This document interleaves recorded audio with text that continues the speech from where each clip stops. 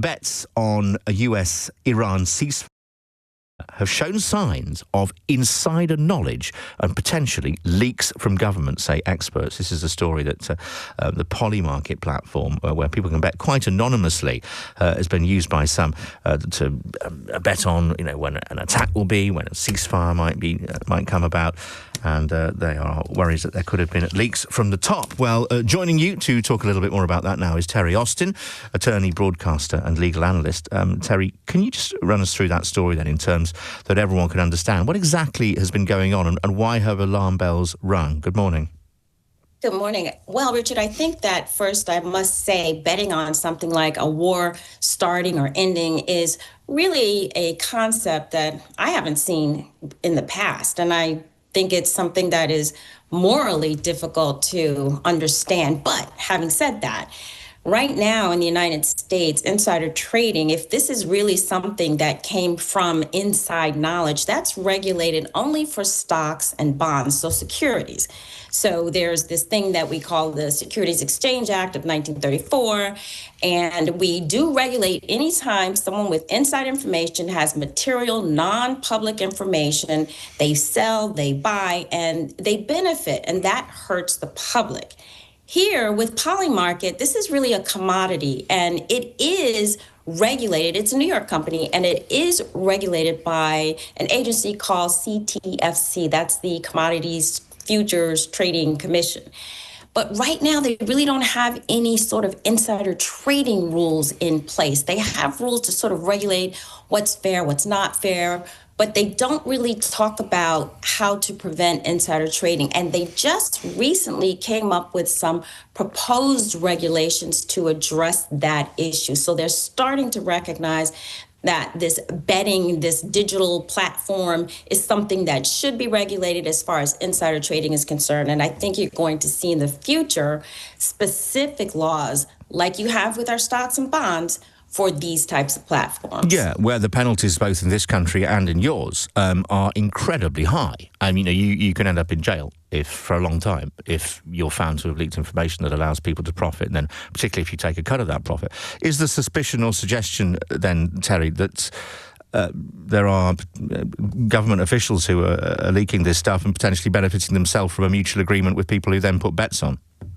Well, that would have to be where it's coming from. Anybody with inside information about whether or not we're going to have a ceasefire.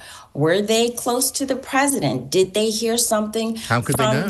Yeah. Yes, exactly. This is how they would have to know. So I do think that that's the implication. I have not seen any reports of specific knowledge of specific people who have shared that type of information, but only someone close to the administration or someone in an agency or someone on his staff or in the cabinet would know whether or not we're going to have a ceasefire. And therefore, that type of information would have to come from inside the government.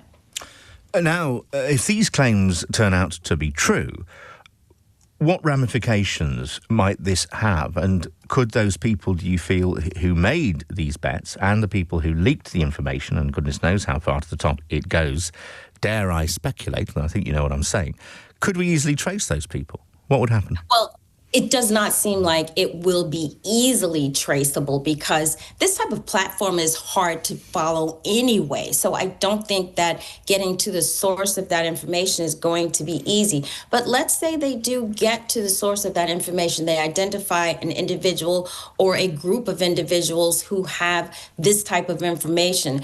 They could be prosecuted in criminal court, or they could be prosecuted in civil court if in fact there's some type of fraud. You can get around the fact that there's not a specific rule or regulation that would specifically address Polymarket, say for instance, or their competitor, Kalshi.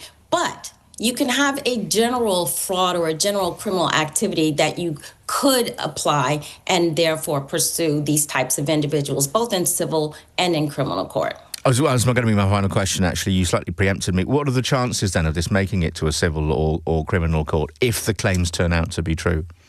Well, I think if it turns out to be true, there's a significant chance that they'll go to court. And here's why.